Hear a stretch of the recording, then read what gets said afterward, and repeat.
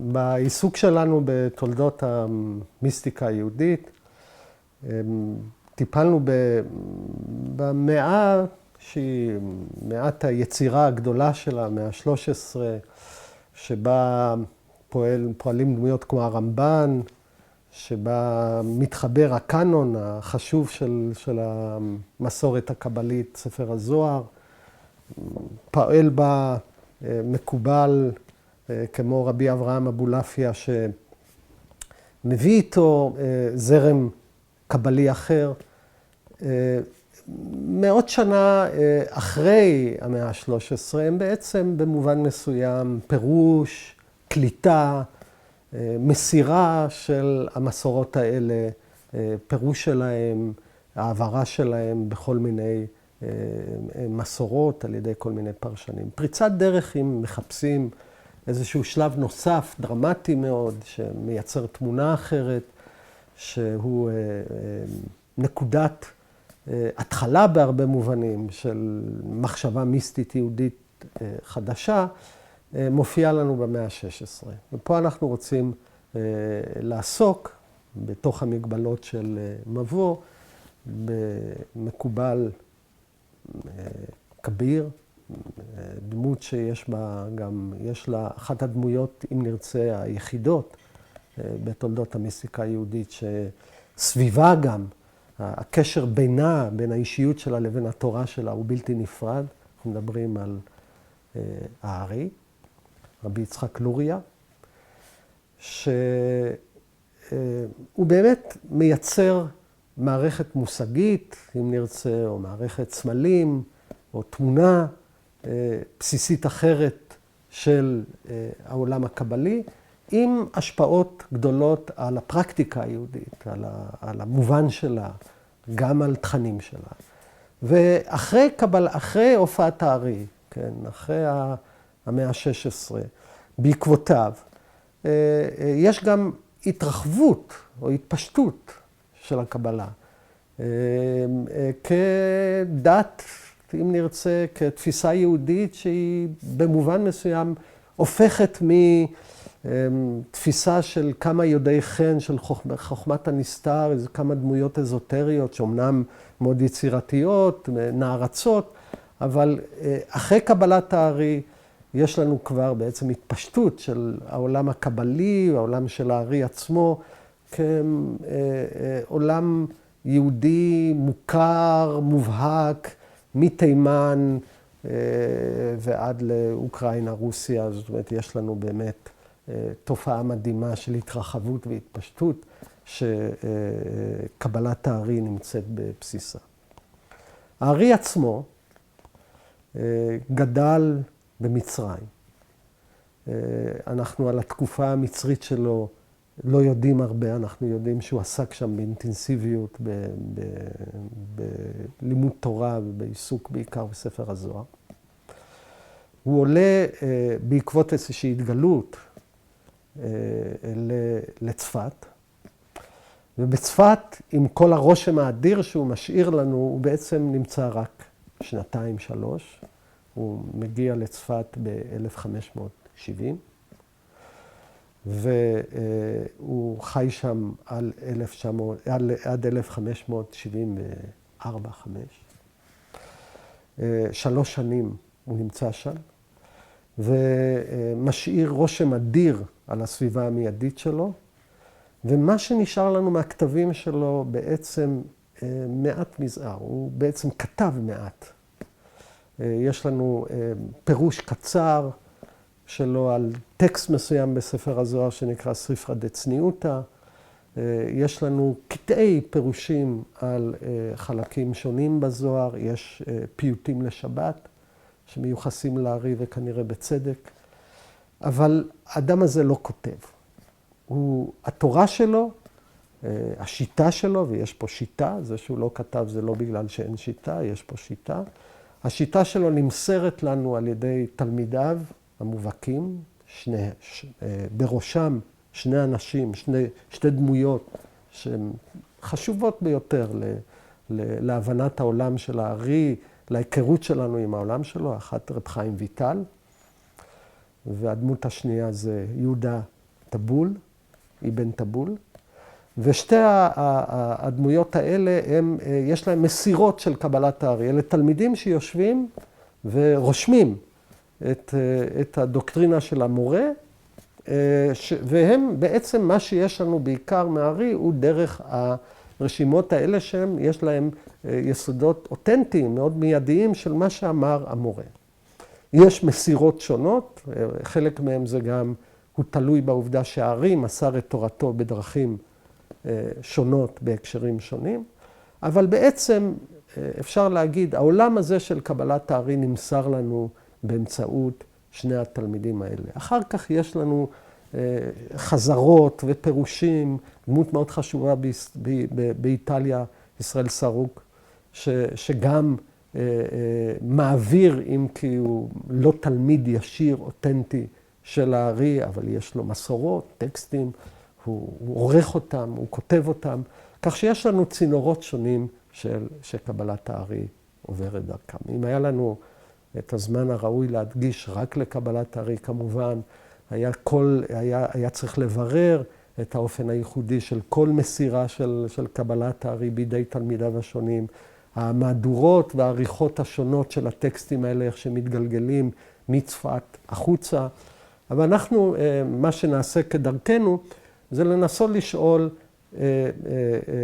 שתי שאלות מרכזיות שאנחנו עושים כשאנחנו פוגשים הוגה. אחד זה, מה היו העיקרים, מה הליבה של התפיסה שלו, ובאיזה מובן הליבה הזאת שונה, מחדשת, תמורה בכל מה שידענו עד עכשיו. ואני רוצה להתמקד בהקשר של העולם, תמונת העולם של הארי, בשלושה מושגים, אגב, שהם נעשו מאוד מוכרים בעולם שלנו. העובדה שהם מוכרים היא חלק מהפריחה, מההתפשטות של הקבלה הזאת. אחד זה צמצום, המושג של הצמצום.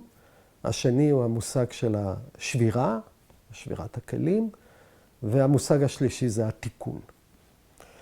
אלה מושגים שהארי משתמש בדברים, בהקשרים כבר שהיו, באיזה חוטים שנמצאים תמיד כשיש חידוש, אפשר למצוא לו עדים בעבר, אבל הוא כמובן הופך אותם למרכזיים בשיטה, נותן להם פשר חדש, ומשם ואילך הם נהיים חלק בסיסי של השפה של המיסטיקה היהודית מהארי ואחריו. אז אנחנו מתחילים בעצם במושג הראשון, זה המושג של הצמצום.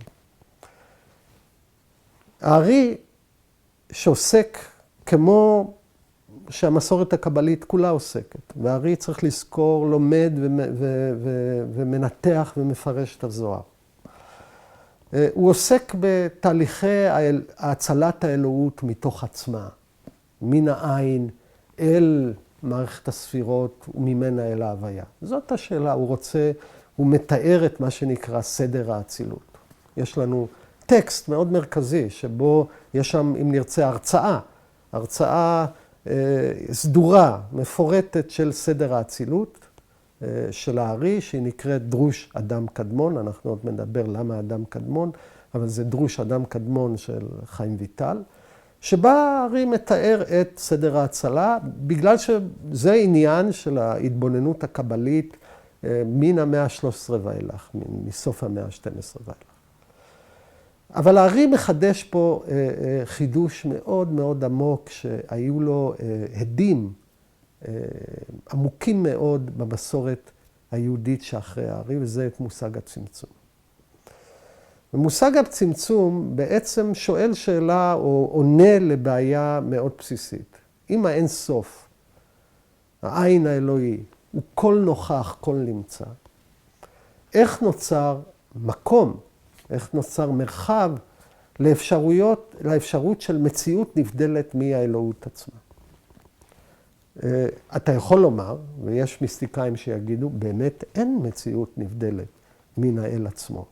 בתפיסות פנתאיסטיות מאוד רדיקליות, או אפשר להגיד בצד אחר, תפיסות אקוסמיות, דהיינו שוללות את ההוויה, מאוד רדיקליות. העולם, ההוויה והאלוהות היא אחת, איזושהי אינדיבידואציה היא רק איזשהו מסווה אשלייתי של עין שלא מזהה את הזרם האלוהי הכל נוכח, שהוא בעצם ממצא את כל ההוויה כולה. אבל הארי, ופה רואים כבר שהוא לא פנתאיסט, יש אצלו מושג של הוויה נפרדת. התנועה האלוהית מתחילה בצמצום, והצמצום הוא בעצם התכנסות האלוהות אל תוך עצמה, כדי לייצר מקום פנוי, כדי לייצר מרחב של הוויה נפרדת, שבתוכה יכולה, שאל תוך החלל הזה נאצלת האלוהות, מתפשטת, מתרחבת וכו'. פה צריך להבין. ופה הנקודה, אם נרצה, הדרמטית, שבסדר ההצלה, בתנועה הראשונה שלה, הארי מייצר מושג חדש. אצל המקובלים הקודמים, קודמיו, תהליך ההצלה הוא תהליך של שפיעה מן העין החוצה. הוא תהליך של שפיעה. אצל הארי, הרגע הראשוני של תהליך ההצלה הוא תהליך של התכנסות, של כניסה פנימה, של יצירת חלל, מה שהוא קורא צמצום. אגב, המושג הזה כבר נמצא, הוא נמצא, כמו כל המושגים האלה. יש מושג כבר במדרש, בספרות חז"ל, במאה השלישית, מופיע ביטוי שהאלוהות צמצמה את עצמה בין הקרובים, מדברת מתוך אוהל מועד, כשהאל מדבר אל משה, הוא מצמצם את עצמו בין הקרובים, כן? הוא נכנס בין הקרובים, צריך לשים לב, התנועה הזאת של הצמצום היא לא כניסה של האלוהות, נסיגה של האלוהות לתוך עצמה, אלא היא ריכוז של הכוח האלוהי למקום מצומצם, כך שיש לזה ביטוי אחר לגמרי, זו אותה מילה צמצמה את עצמה, אבל בהקשר אחר לגמרי. והארי פה עושה איזה שימוש במושג מסורתי ומטעין אותו במובן אחר לגמרי. יש כבר טקסטים קבליים במאה ה-13 שכבר דומים לתפיסה הזאת של צמצום, אם כי לא מפרטים אותה, לא מגבשים אותה. למשל, בפירוש הרמב"ן לספר יצירה, הוא מתאר תהליך של נסיגה, הוא אפילו משתמש בביטוי צמצום, הוא גם מתאר את התהליך של המשיב רוחו אליו, כאיזה מין שאיפה, האלוהות ששואפת את עצמה פנימה. אבל אצל הארי זה הרגע המכונן הראשוני של תהליך ההצלה. ואגב, כל ההצלה מכאן ואילך היא תהיה בתנועה של נסיגה ושפע, נסיגה ושפע. כשאנחנו שואלים את עצמנו, מה, ופה בתוך ההתבוננות הזאת לנבחי חיי האלוהות פנימה, אל הרגע הראשון שלה, אתה שואל את עצמך, מה יוצר את התנועה הזאת? יש פה יסוד מסוים, שתלמידי הארי מתארים כשהם מוסרים את תורתו, של דין, שמצוי בתוך האינסוף, והדין הזה הוא יסוד הגבול. בעצם יש פה עיקרון מאוד מעניין. כדי לייצר אינדיבידואלציה, הוויה מחוץ לאלוהות, צריך לשים לשפע הזה גבול.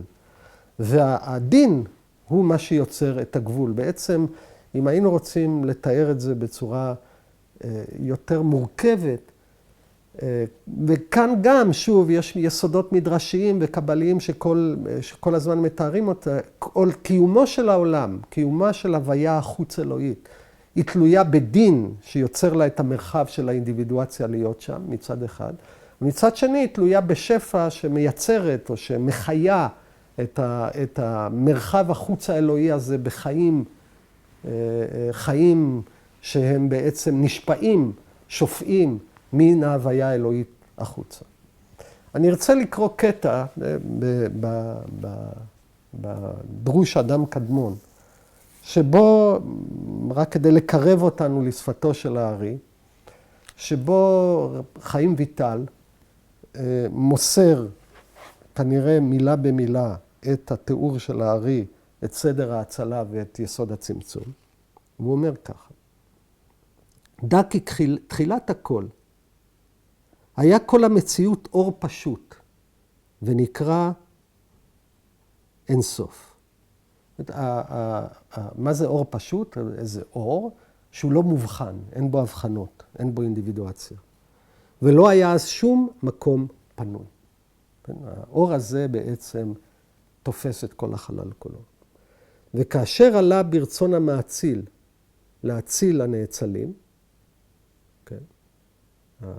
ברצון המאציל, האלוהות, היא רוצה להציל נאצלים, אז צמצם עצמו, ונתרחק אורו אל הסביבות, ונשאר באמצע מקום פנוי חלל.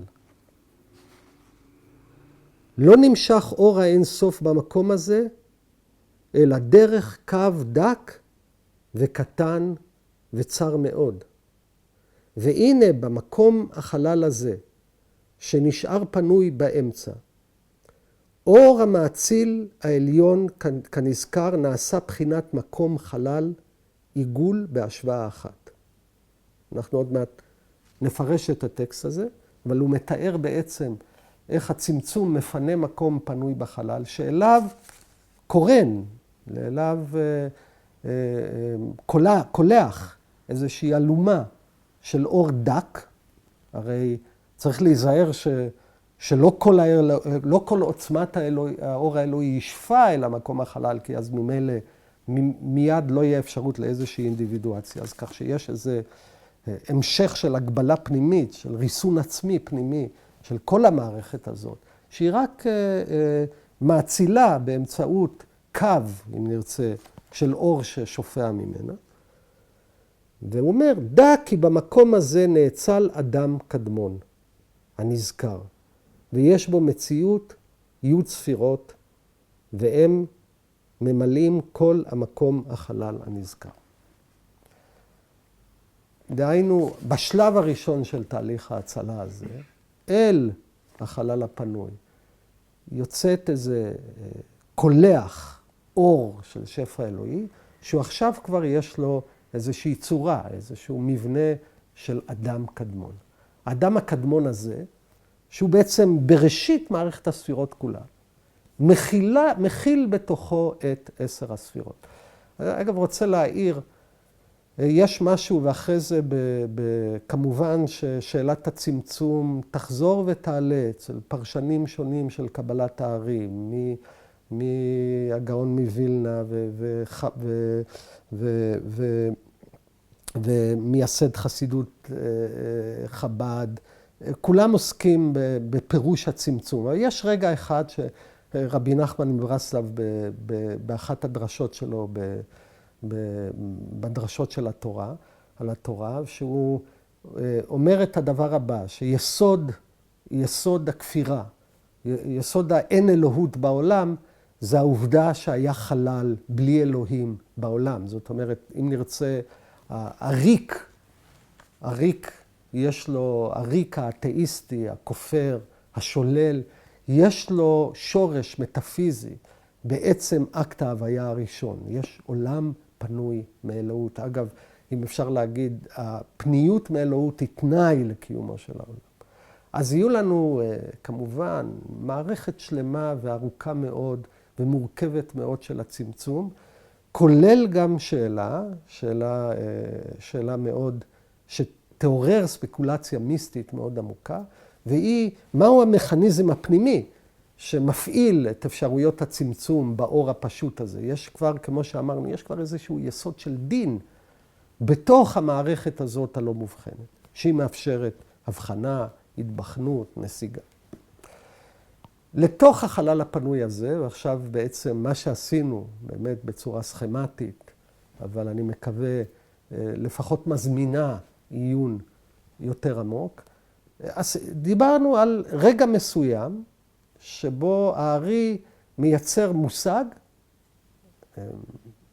של אקט ראשוני, שאפשר לומר הוא הראשון שמעלה אותו לדרגת ספקולציה מיסטית כל כך עמוקה וראשונית בתולדות הקבלה, וממנו ואילך, אגב, אחד הדברים שמאפיינים כל מסורת, וזה הערה מתודולוגית שלא קשורה לעניין שלנו. חידוש גדול בכלל, אם אתה רוצה לזהות דבר חדש שמופיע, זה שהוא עצמו נהיה מקור לפרשנות ווריאציה ושינויים ותמורות. הוא עצמו הופך כבר למושג מרכזי בתוך המסורת, לאובייקט להתבוננות ולפרשנות, והוא מקבל מובנים שונים.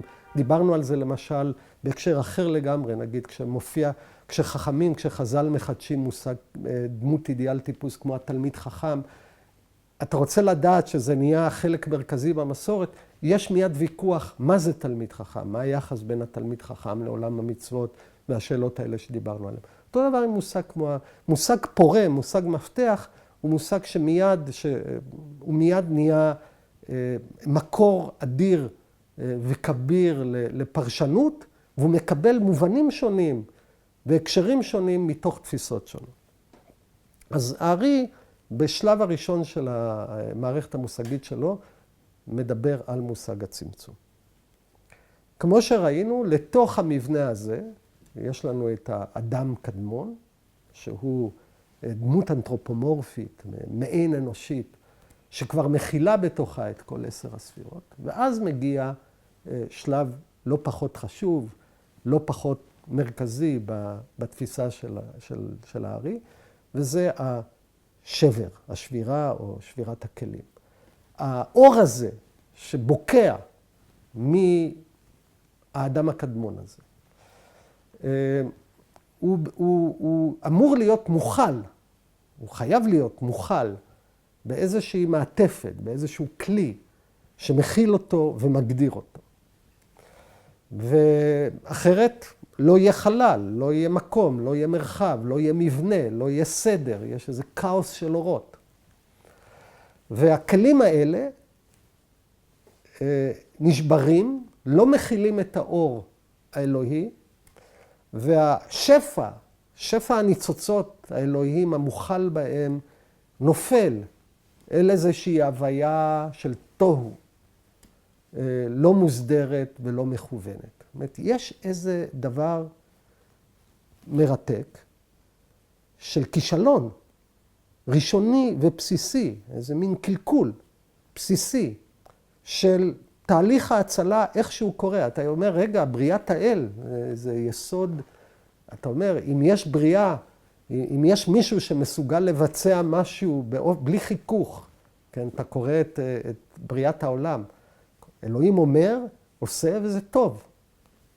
זה, אם רוצים לדמות פעולה אלוהית, במובן הכי פשוט שלה, אתה אומר, פעולה אלוהית היא פעולה שאין פער בין הכוונה והביצוע.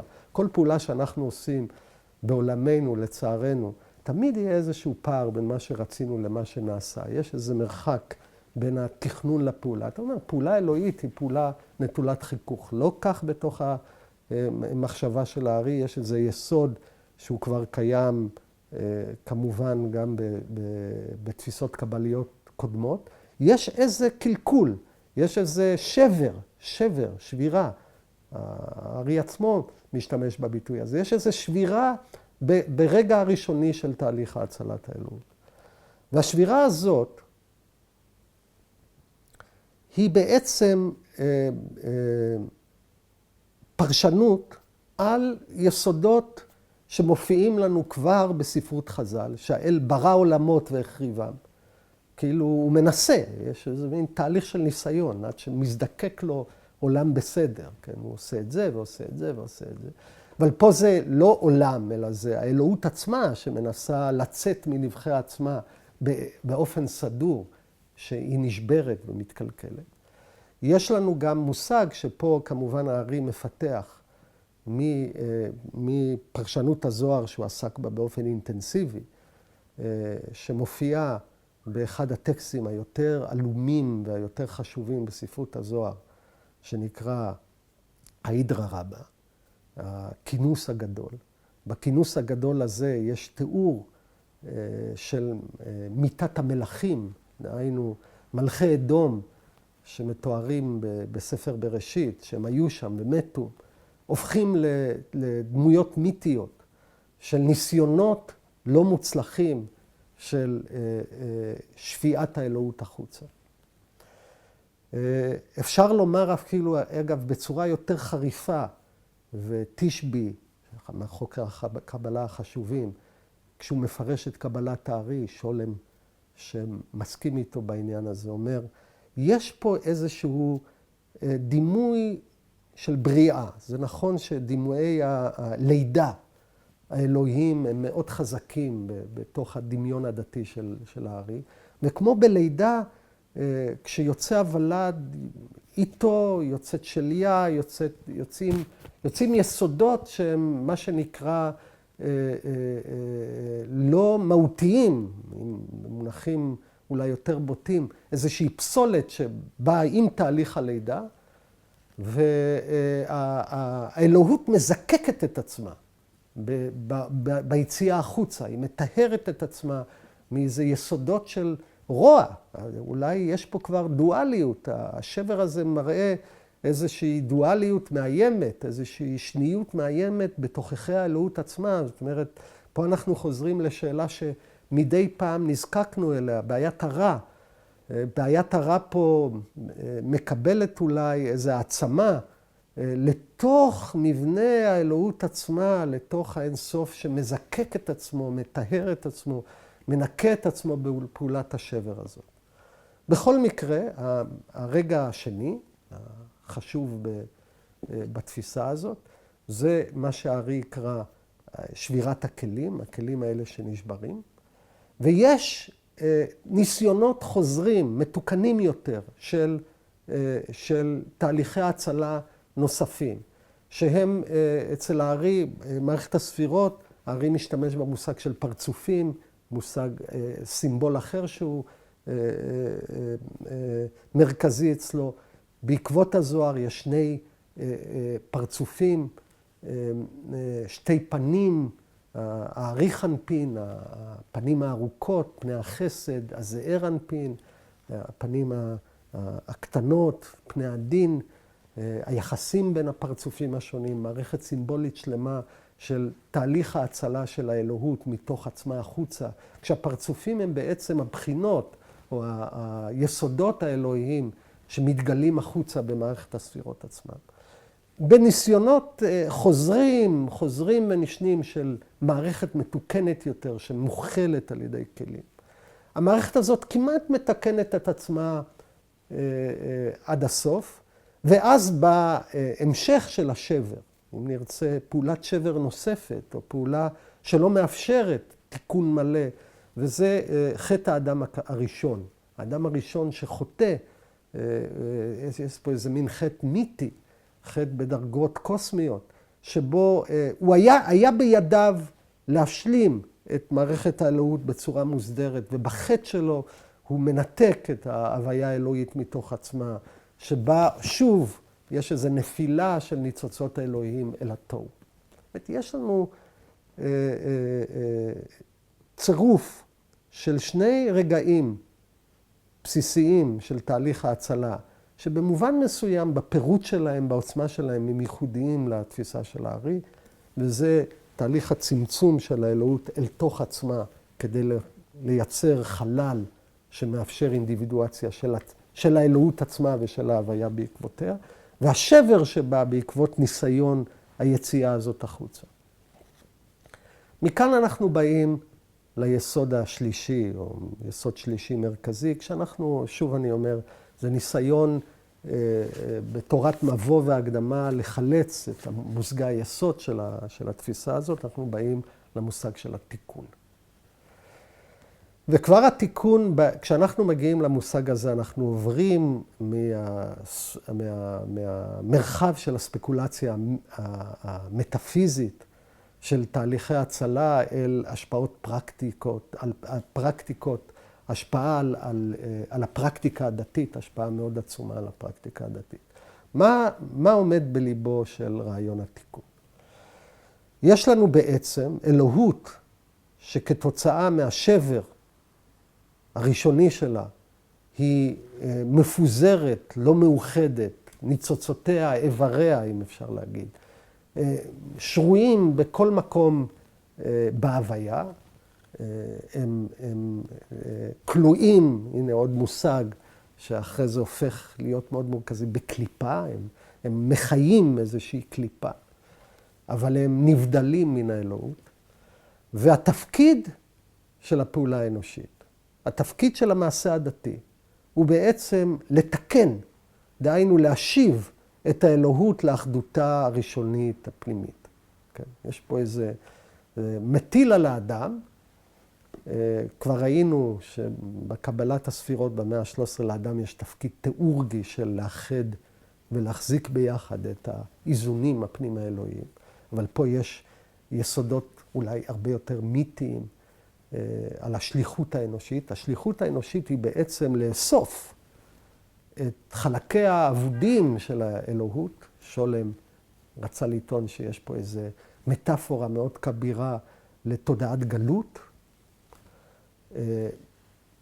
האל שגלה מעצמו, חלקי האל שנבזרו מעצמו, והאדם אמור להשיב, זאת המטלה הדתית על האדם, להשיב את היסודות האלה לאחדות הקמאית האלוהית.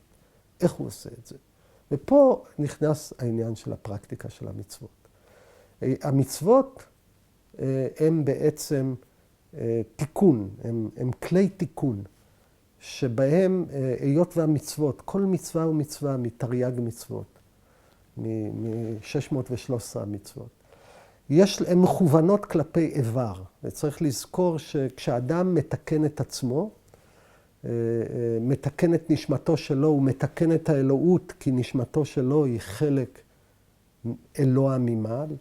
היא בעצם, אגב, נגזרת של נשמת האדם הראשון, שהיה נשמת כל הנשמות.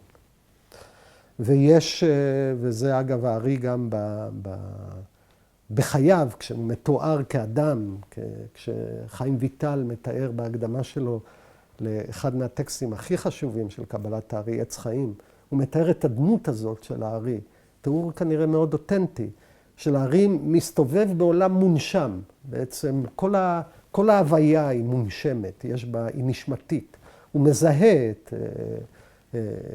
נשמתיות בהוויה עצמה. כן? האדם מתקן את נשמתו באמצעות תרי"ג מצוות, הוא גואל את עצמו באמצעות הפעולה הזאת. בעיקר אגב, במרכז פעולת התיקון נמצאת התפילה והכוונה. פה יש לכוונה, הרי הכוונה היא יסוד רוחני, מנטלי, פועל על העולם.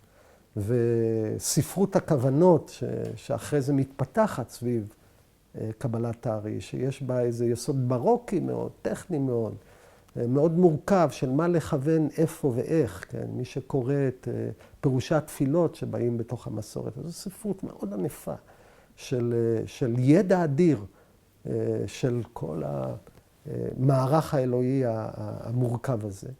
עם הכוונה המיוחדת לכל עניין ועניין, שבאמצעותה הניצוצות האלוהים שווים אל מקורם. יש פה בעצם השפעה אדירה של מיתוס, של תמונה מיתית מסוימת על פרקטיקה, כשהפרקטיקה הזאת מכוונת את המעשה הדתי. ופה אנחנו נכנסים למושג מאוד מרכזי שקשור למעשה התיקון. אגב, שוב, המילה תיקון, תיקון עולם, גם היא מושג שנמצא שם במסורת היהודית. יש לנו במשנה, במסכת גיטין, בפרק הרביעי והחמישי של מסכת גיטין במשנה, כולו עוסק בתיקון העולם. אבל כשמסתכלים במושג הזה של תיקון העולם, יש לנו תקנות, כל מיני תקנות שעושים מפני תיקון העולם. ולמשל, סדרי תקנות שקשורות לשחרור עבד שחציו עבד וחציו בן חורין. כן, יש איזה מצב משפטי של אדם שהיה שייך לשני אדונים, אדון אחד שחרר אותו, הוא חצי עבד, חצי בן חורין, הוא לא יכול לשאת אישה כי הוא מין מצב ביניים, ומפני תיקון העולם צריך לשחרר אותו, להפוך אותו לבן חורין מלא, כדי שהוא יוכל לשאת אישה וליישב את העולם, לתקן את העולם, הכוונה ליישב אותו. ויש לנו הרבה תקנות שנעשות מפני תיקון העולם. פה אגב, המושג עולם משתנה, כי העולם שאותו אנחנו מתקנים הוא מערכת האלוהות עצמה. המושג תיקון גם מקבל פשר אחר לגמרי, מוכוון למרחב אחר. כך שיש לנו, הנה שוב דוגמה קלאסית למושג שנמצא, כל מי שלמד משנה ותלמוד יודע על הביטוי הזה מפני תיקון העולם. והארי משתמש בו בהקשר, מטעין אותו, בהקשר פרשני אחר לגמרי לגבי הפרקטיקה היהודית. אגב, מושג תיקון העולם, יש לו משמעות ליהדות מודרנית עכשווית. יש יהודים, זרמים יהודיים שמעמידים את תיקון העולם במרכז העשייה שלהם. שוב, זה כבר הקשר אחר לגמרי, זה לא פעולה על מערכת האלוהית. זה בעצם יהודי שמקדיש את עצמו בגלל שיהודי לאחריות קולקטיבית על מצבו וגורלו של האדם בעולם. אם אני כיהודי, אגב, יש לזה תנופה מאוד עמוקה, כן? יש אפילו מגזין שנקרא תיקון, שזה בעצם יהדות אוניברסלית, עם תודעה אוניברסלית הומניסטית, לא מתבוללת. כיהודים, האנשים האלה פועלים למען הרעבים, למען העוני, לביאור העוני, כחלק מתפיסת התיקון. אנחנו רואים, זה מושג שמתגלגל מהמאה השנייה אל הארי, אל המצב המודרני. זה התהליכים הפרשניים של מסורת. והארי מטעין את המושג הזה בתוך ההקשר המיתי המסוים שהוא מייצר. וגם הוא מייצר איזה מין תודעה משיחית, אקוטית, או חיה, נוכחת, שבה בעצם כל יהודי, כל אדם אגב, גם בין בני נוח, גם מי שאינם יהודים, כשהם מקיימים מצוות, הוא בעצם באופן מצטבר פועל להשבת המבנה האלוהי למקורו. כך שכל מעשה, בכל מעשה יש קירוב, הוא מוכוון כלפי העתיד, הוא מוכוון כלפי איזו מציאות שבה יהיה שם השם אחד. הנה אחד הדימויים של השבר. שמו של האל חצוי בין היוד ה' לוו ה', ואנחנו מאחדים את שמו, כן? אנחנו מאחדים את ההוויה האלוהית לתוך עצמה. כל יהודי, בכל פעולה שלו, במעשה הדתי, בריטואל הדתי שלו, הוא בעצם מקרב את המצב המשיחי, והמצב המשיחי הוא לא אירוע שובר את סדר העולם, הוא לא אירוע אפוקליפטי שבו העולם חרב ופתאום באמצעות איזו אישיות הכל משתנה. לא, לא, בעצם כל אדם יש לו ייעוד משיחי בפעולות הדתיות שלו, והמשיחיות היא לא אירוע פוליטי ביסודו. יש לה, בקליפה שלה, בחזות החיצונית שלו, יש לה איזו שיבה של העם לארצו, וכיוצא באלה, אבל ביסודה היא אירוע בספירה הרוחנית של תיקון האל. על האדם מוטל איזה תפקיד דתי כביר, שהוא בעצם יומיומי, הוא מקיף את הווייתו בפעולות הדתיות הריטואליות שהוא עושה, והוא מטעין באיזה מטען משיחי את המעשה הריטואלי. בהקשר הזה, גם פה המשיחיות מקבלת גוון אחר. היא לא תלוית אישיות, היא לא סובבת סביב המשיח, היא לא אירוע בשבר היסטורי מסוים, אירוע אפוקליפטי, הוא תהליך אקומולטיבי מצטבר של המעשה הדתי, שיגיע לאיזושהי בשלות בנקודה מסוימת, ואז יהיה נוכח. כך אגב, אחד הדברים שתמיד, אם רוצים לזהות נוכחות של עולם מסוים, זרם מסוים בהגות היהודית, זה ההשפעות שלו על הפרקטיקה הדתית. פה, ומה שקורה בעולם שצומח סביב קבלת הארי ותלמידיו, זה לא רק פירוש חדש למעשה התפילה, לכוונות התפילה, למובן של הריטואלי, להקשר שלו למיתוס השלם של הארי, למובן של משיחיות. יש גם פרקטיקות דתיות שהעולם הזה מייסד, שהם אגב היום מוכרים לנו. הם כל כך מוכרים שאנחנו חושבים שהם תמיד היו שם, אבל הם בעצם באים מהמאה ה-16, למשל תיקון ליל שבועות, למשל ליל הושענא רבה.